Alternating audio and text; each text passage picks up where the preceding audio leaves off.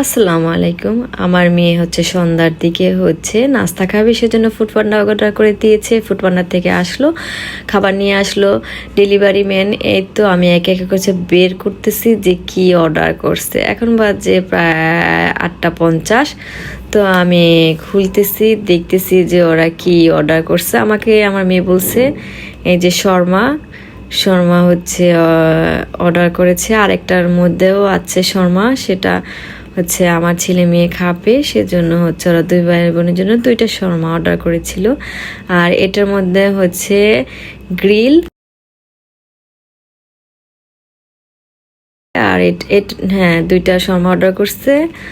আর ওই যে সালাদ, আর এটার মধ্যে নান রুটি যেটা গ্রিল দিয়ে খাবে। আর এটা হচ্ছে হায়দ্রাবাদের বিরিয়ানিটা ও অর্ডার করছে। আর দুটো চিকেন ছিল, আর হচ্ছে একটা ডিম ছিল। ওই যে ওদেরকে গরম গরম খেতে দিলাম। আমার মেয়ে হচ্ছে আমি প্লেটে দেওয়ার আগে সে তারটা খেয়ে ফেলছে। আমার ছেলে হচ্ছে গরমে খাইতেছে না, এত গরম। আমি বলছি আচ্ছা ঠিক আছে তুমি পরে খাও। তারপরে এই যে হায়দ্রাবাদের বিরিয়ানিটা আমার মেয়েকে দিলাম, ও হচ্ছে খাবে। ভালো থাকবে, সুস্থ থাকবে, আল্লাহ হাফেজ।